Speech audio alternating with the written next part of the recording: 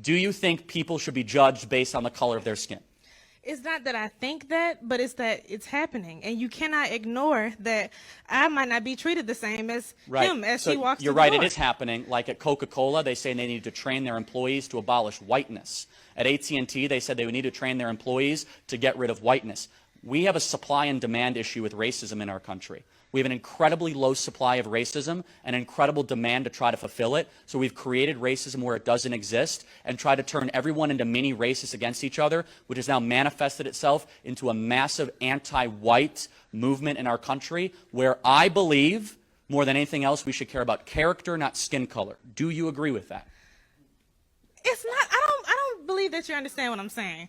It's not that I don't agree with I'm sorry. Oh, it's not that I don't agree with, you know, what you just said, but you have to realize that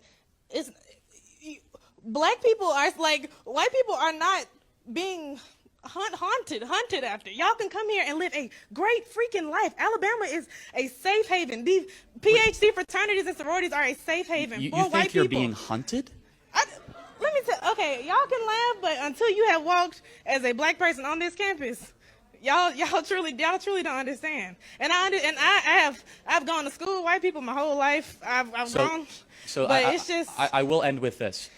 You're not being hunted at the University of Alabama, and there is no boogeyman that's trying to get you. It's not. You're making it seem. You live in the least racist country in the history of the world. You're in Alabama. You are literally in the place where it's not okay.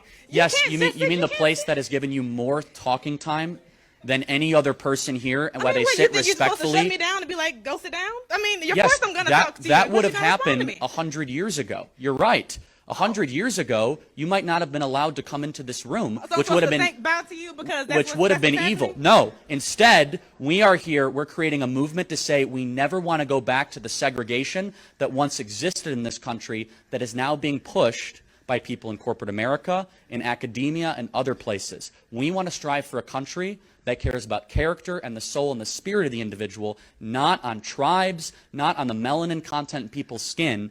And I will say this as compassionately as I can, is that you are not being hunted as a black person in America. There's not a single statistic that affirms that. There's not a single data point. Instead, the opposite is true. We are the least racist, most accepting, multiracial country in the history of the planet, and I pray one day you'll be thankful to live in that country. Okay. Thank you for being here tonight. Thank you. Everybody. CJ, come here. Really quick. I have a question. Come here. Go right there. Right there. So CJ, just really quick. You're a black person. Are you hunted at the university? You know, I don't feel hunted at this university, but I guess the difference between me and some people here is that I don't choose to be a victim, Charlie, which I think is the biggest problem we have here today are people who wake up every single day looking for a reason to be oppressed, looking for a reason to cry and make an excuse about why they're not in a position to go win. I don't see the color of my skin as a disability. I see it as simply an accessory that I couldn't control. I've been black all my life. I've been black today, and I'm thriving here. I think that's a roll tide right there, right? And so CJ, let me ask you, CRT, racist? It's not just racist, it's the exact iteration of white supremacy, just in reverse. I think it's important that we start teaching young people not to hate other people because of the color of their skin. We can teach black people to be proud of who they are without telling white people they should be ashamed of who they are. You know? Amen. Yeah. So, closing thought, CJ.